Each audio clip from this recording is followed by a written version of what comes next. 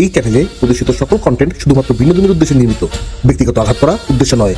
বাস্তবের কোনো চরিত্র, স্থান বা প্রতিষ্ঠানের সাথে মিলে গেলে সেটা অনভিপ্রেত কাকতাল মাত্র।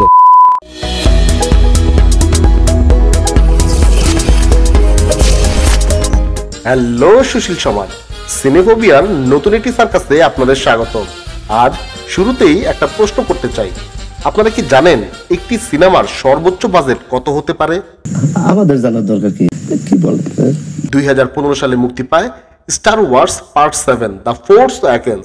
রেকর্ড বুক অনুসারে সিনেমাটি বানাতে খরচ হয়েছিল $447 মিলিয়ন, যা বাংলাদেশি টাকায় 5,433 কোটি টাকার সমান। অবশ্য এই খরচের দৌড়ে পরের অবস্থানে আছে টাইটানিক খ্যাত নির্মাতা জেমস ক্যামেরন পরিচালিত 2022 সালে মুক্তি পাওয়া Avatar the way of water.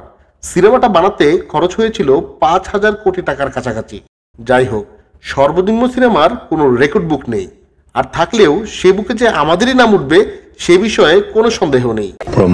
আচ্ছা ঠিক আছে, প্রমাণের জন্য আজ আমরা যে সিনেমাটি কাটাকুটি করব তার নাম কোটি মানুষের প্রাণের ছবি, গানের ছবি, ভালোবাসার ছবি। ভালো আমাকে বাসতেই হবে। সিনেমাটির শ্রেষ্ঠাংশে অভিনয় করেছেন martial art rough and tough hero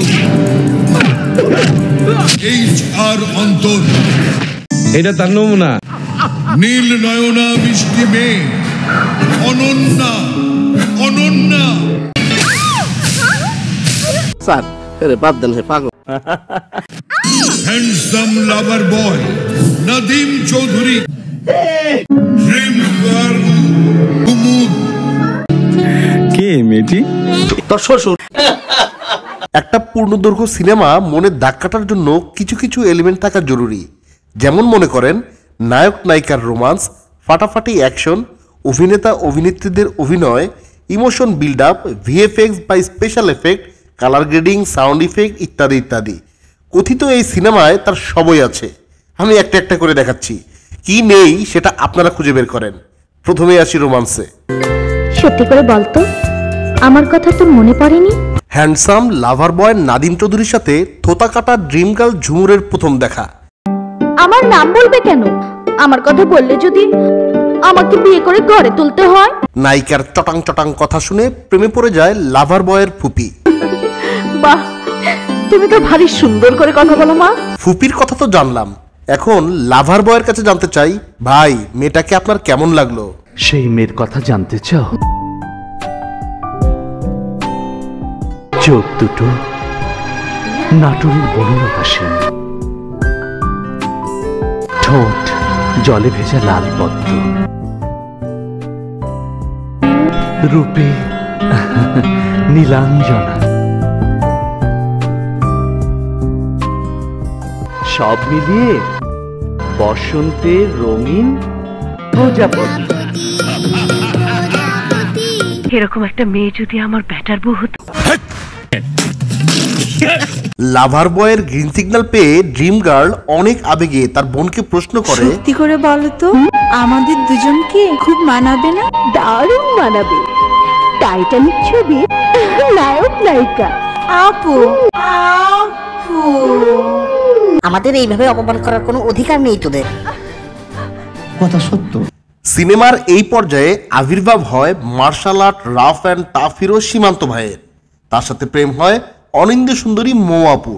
মৌ আপু ভালোবেসে রাফ অ্যান্ড টাফ ভাইয়ার আগুন নেভাতে চাইলে খুশিতে রাফ অ্যান্ড টাফ ভাইয়ের মুখ দিয়ে আপত্তিকর শব্দ বেরিয়ে যায়। ভালোবাসার বৃষ্টিতে তোমার বুকের আগুন নিভিয়ে দেব বিন্দু। সীমান্ত।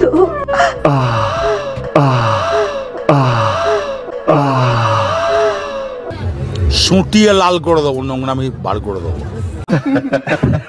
শব্দ শুনে ড্রিম গার্ল খুশি হয়ে গেলে রাফ অ্যান্ড টাফ ভাইয়া অনিন্দ্য সুন্দরী মৌ আপুকে গোবর ছুঁড়ে মারতে বলে। মৌ আপু হাতের কাছে গোবর না পেয়ে রাফ অ্যান্ড টাফ ভাইয়ার চান্দি খুলে ব্রেন ছুঁড়ে মারে।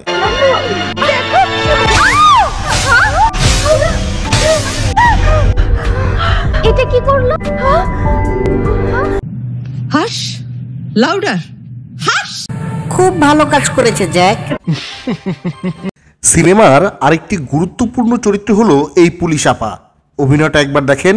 মুখে সুপারি নিয়ে কথা বলার বিরল প্রতিভা নিয়ে উনি জন্মেছেন। শোন, তোর মতো টেন্ডার বা চাঁদা বা কালো বাজারিকে আমি 2-3 থানায় শায়েস্তা করে এই থানাতে এসেছি। জি আপা, আপনি অনেক চেতা, সেটা বুঝলাম, কিন্তু আপনার মুখে কি? কিছু না। আমার সামনে যদি কোনো অপরাধী হাতের আঙ্গুল তুলে কথা বলে, তার পরিণাম ভালো হয়। মুখে কিছু না থাকলে একটা মানুষ কেমনে এইভাবে কথা বলে? আপা মুখে কি আছে বের করেন তো।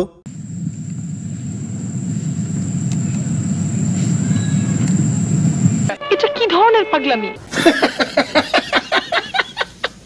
আচ্ছা, রোমান্স আর অভিনয় তো অনেক হলো, চলুন আপনাদের সিনেমার একটু ভিএফএক্স বা স্পেশাল এফেক্ট দেখাই।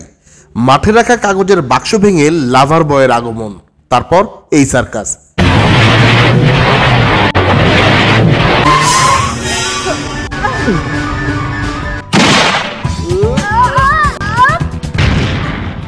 আকাশে একটু পরপর এলিয়েনদের স্পেসশিপ বাস্ট হয় আর নিচে বোম ফাটে।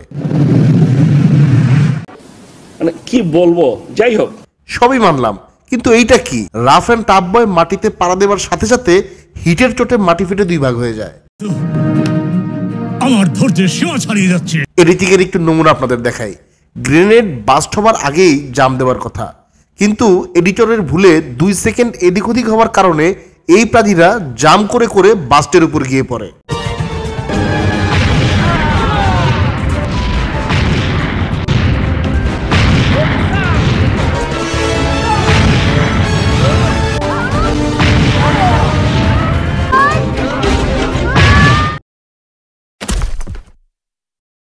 खत्म, bye bye, tata, good bye, गया।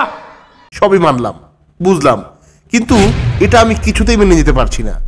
লাভার বয়ের ছোট কালা বন্দুকের উপর ড্রিম গার্ল বড় কালা বন্দুক নিয়ে বসে যে সার্কাস দেখালো, তাতে আমার মনটাই ভেঙে গেল।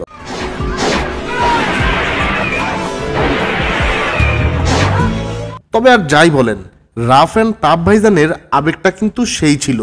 দুষ্টু পানি খাবার এই ইমোশনাল সিনটা দেখে আবেগে দর্শকের ভিজে গেছে, মানে চোখ ভিজে গেছে। খোদা, আমি জানি না আমার মা কোথায়।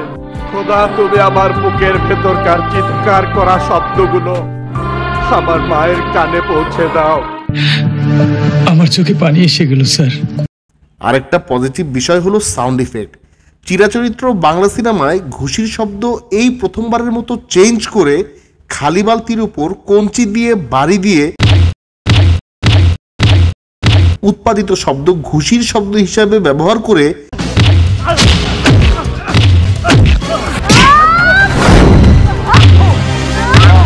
নির্মাতা যাপনা প্রমাণ করেছেন, তার মাথায় আর রাফ অ্যান্ড টাফ ভাইজানের মাথায় একই জিনিস আছে। পরিশেষে আপনারাই বলেন, মাত্র 50,000 টাকা দিয়ে যদি স্টার ট্রেক বা অ্যাভাটার মানের সিনেমা বানানো যায়, 5,000 কোটি টাকা দিয়ে সিনেমা বানানোর মানেটা কি? আজ তাহলে এই পর্যন্তই। ভিডিওটি ভালো লাগলে লাইক করে চ্যানেলটি সাবস্ক্রাইব করুন। আপনার মূল্যবান মতামত জানাতে পারেন আমাদের কমেন্ট বক্সে। আগামী সার্কাস দেখার আমন্ত্রণ জানিয়ে আজ এখানেই বিদায় নিচ্ছি। সেই পর্যন্ত ভালো থাকুন, সুস্থ থাকুন, ধন্যবাদ। সুটিয়ে লাল করে দেবো, নোংরামি বার করে দেবো।